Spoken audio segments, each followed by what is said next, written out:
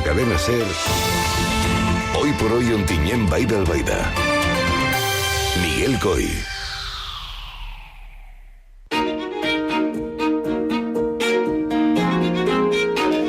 Anem per feina, què diu aquell?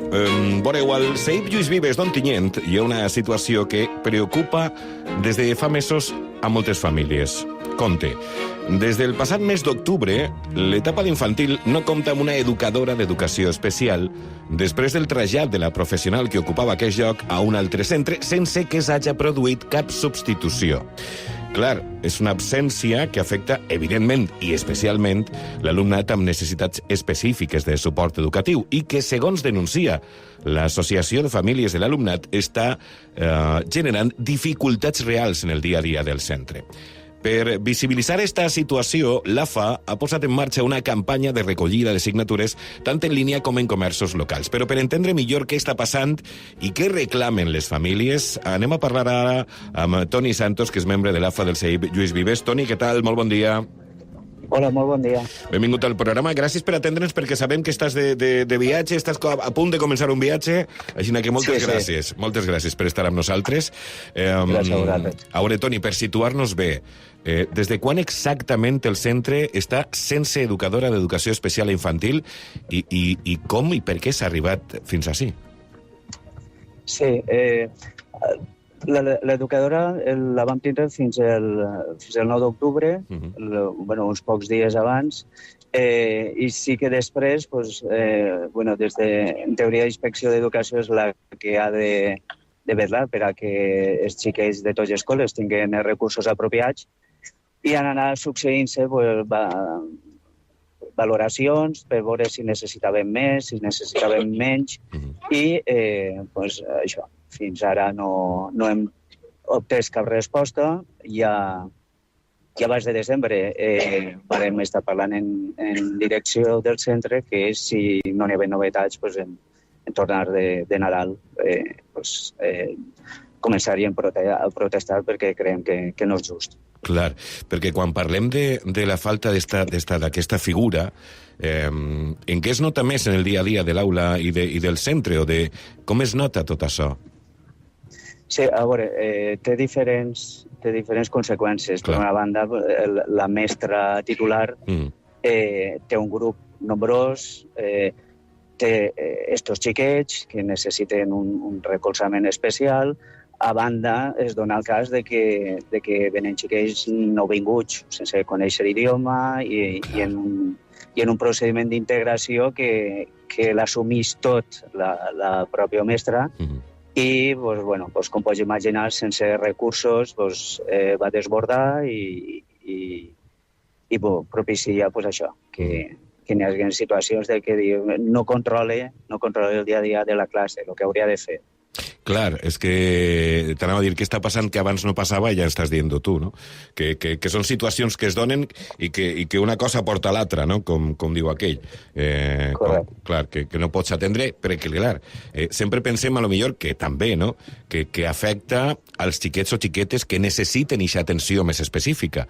Però més enllà d'això, també afecta a la resta de xiquets i xiquetes i sobretot als docents, que necessiten més treballar més o ocupar-se més i no arriben a tot. Però també estan les famílies, no?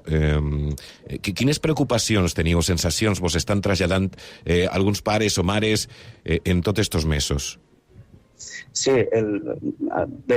sí que cal dir que la comunicació en el centre ha estat fluida. Des d'un primer moment hem mirat de coordinar-nos en la pròpia direcció per veure si movíem abans, si s'esperàvem a veure si teníem novetats, perquè sí que inspecció va fent, però al final tot és falta de recursos per falta de diners, no? Com tot en esta vida, que al final en principi, si tu no dotes de recursos a classes on poden entrar xiquets de tot tipus de naturalesa, al final és una faena ingrata i una faena que el desborda. Sí, digues. No, i sí que les famílies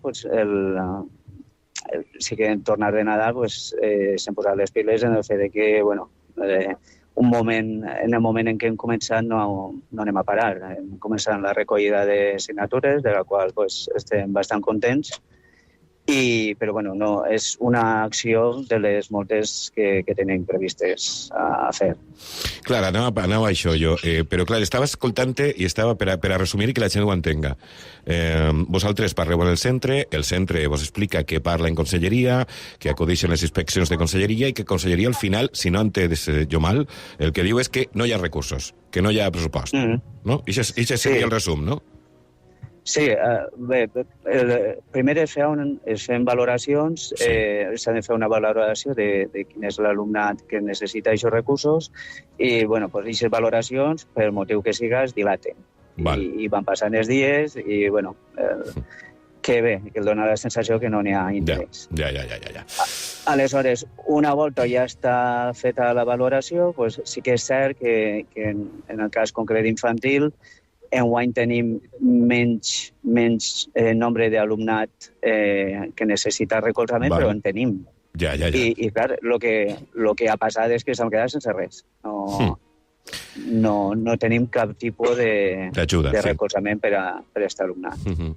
Anem a les accions que estaves parlant fa un momentet. Des de l'AFA que heu decidit activar una recollida de signatures, no? Sí. Este pas les doneu ara. Quina resposta esteu trobant? Quan heu començat? Què té que fer la gent per a poder signar? Conta'ns. Sí, bé, primerament vam moure una campanya per internet en la plataforma de change.org i en la qual pues, estem bastant satisfets perquè considerem que es va viralitzar prou i la gent ha respost. De fet, bueno, no sé, les expectatives que teníem s'han superat amplament. No obstant això, pues, teníem l'aport de que fora una reivindicació que es quedara de portes del col·le cap a dins. I nosaltres el que volem és que el nostre entorn més proper ho conega, tant si tenen xiquets o no que venen a Lluís Vives. Aleshores, això va ser la motivació per començar la campanya de recollida de firmes en comerços. Són comerços que poden trobar especialment en el barri del Llombo, que és on està ubicat el centre, però bueno, sí que per Ontinyent també hi ha en altres ubicacions. Per a que la gent ho tinga clar, el que reclameu és la reposició immediata de l'educadora, d'eixa figura que és necessària, com estàs dient, que és de veres que a lo millor enguany, en este curs, no hi ha tant de xiquet que necessita eixa atenció, però hi ha xiquets i s'heu quedat sense. I això és el que demaneu exactament, no?, per a que quede clar. I no una solució puntual, sinó una garantia perquè no torni a passar, imagine. Exacte.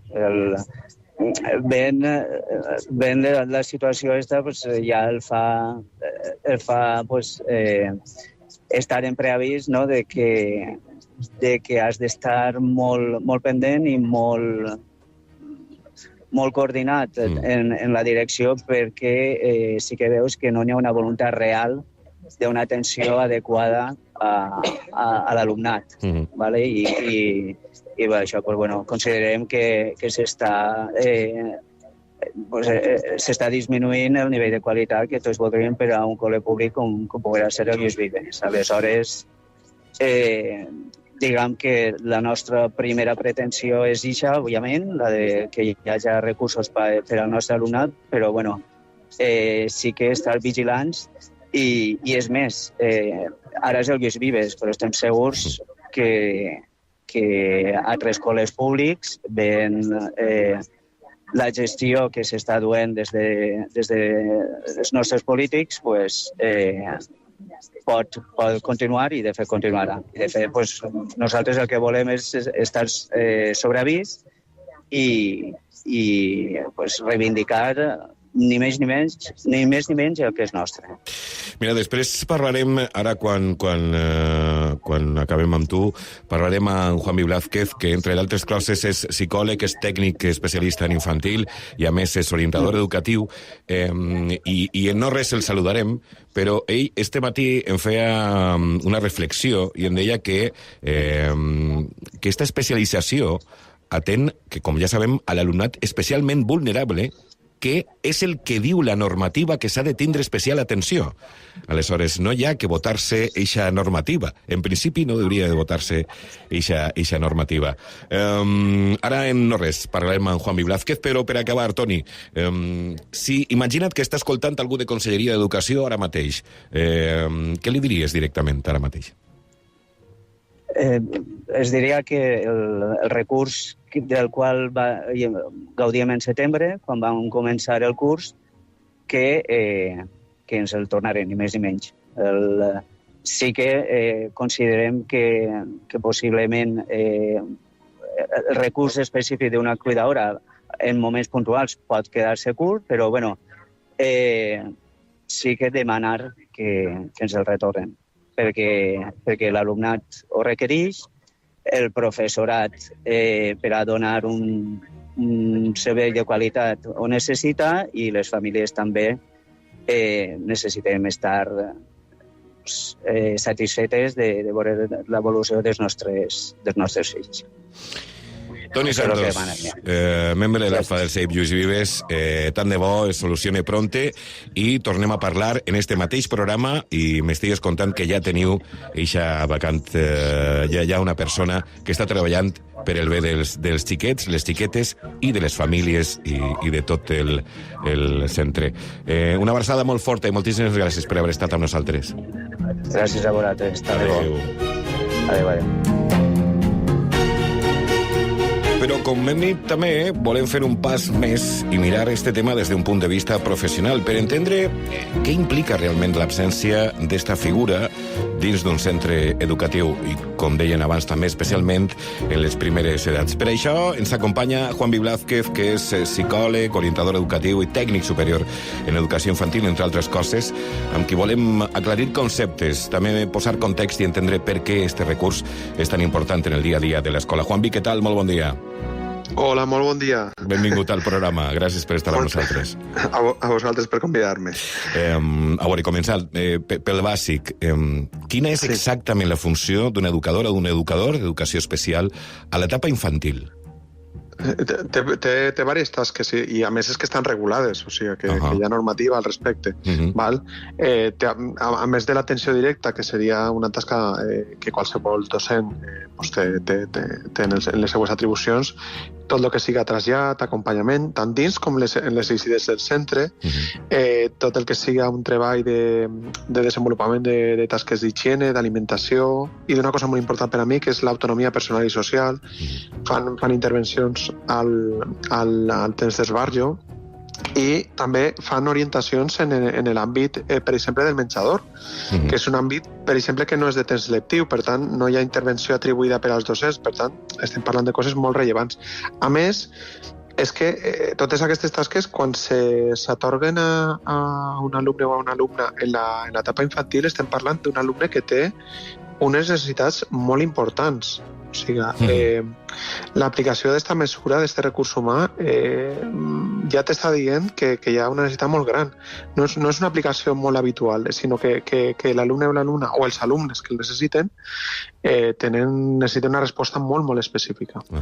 Estàvem parlant fa no res amb Toni i ens deia que, clar, jo li preguntava, però què diu Conselleria? Clar, el centre s'ha posat en contacte amb Conselleria posa en marxa les inspeccions, però que ell diu que és com falta d'interès.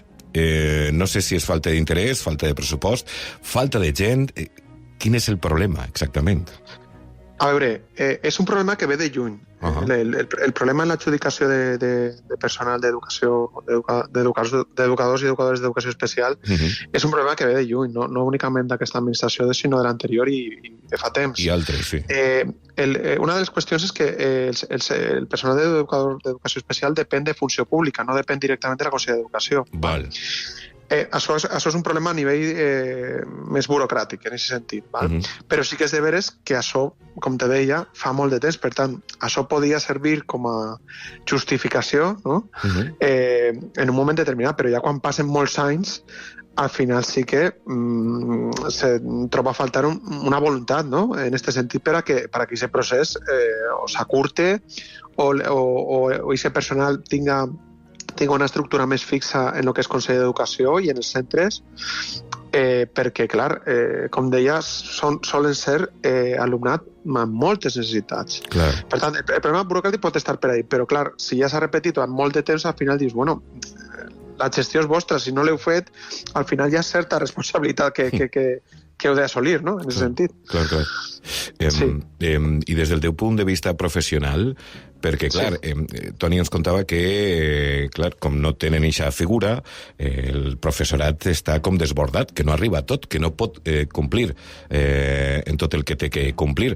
Però quines conseqüències pot tindre a curt i a llarg termini la falta d'aquest suport especialitzat?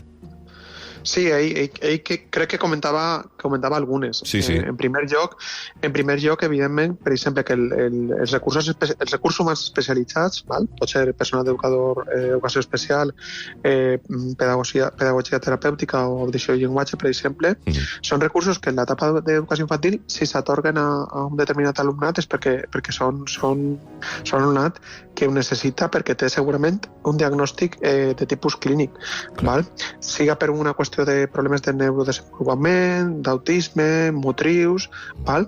I per tant, estem parlant d'un alumnat que potser hagi entrat al centre sense anar a l'escoleta, val? Perquè no és obligatori, i tenim en una aula un docent o una docent que ha de gestionar l'autonomia bàsica d'alguns xiquets i xiquetes, que ha de gestionar unes necessitats que són molt específiques i al final, segons el tipus de gestió, les necessitats en altres etapes d'aquest mateix centre, d'aquest mateix CEIP, que és d'educació infantil i primària, doncs igual pot estirar alguns recursos d'altres zones, però me refereix de primària, val? Sí.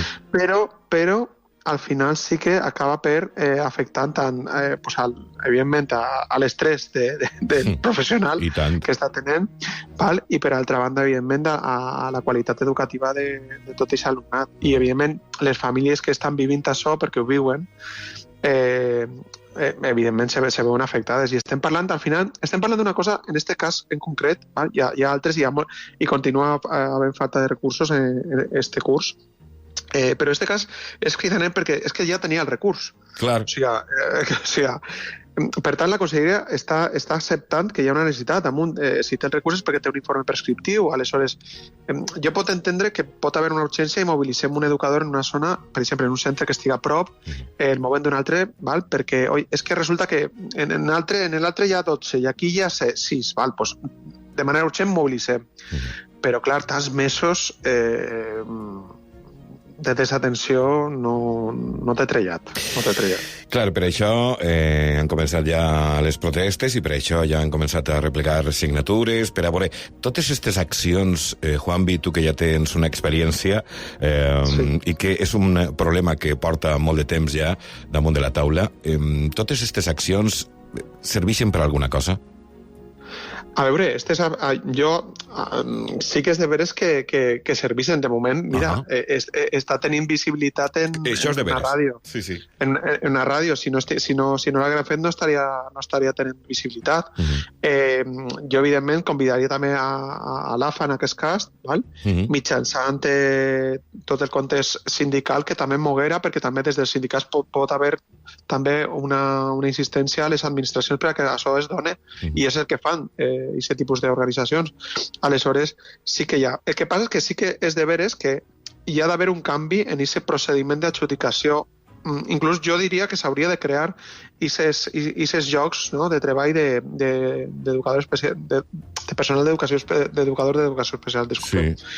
Perquè al final estem veient que la quantitat d'alumnat en una necessitat de resposta educativa no disminueix. Clar.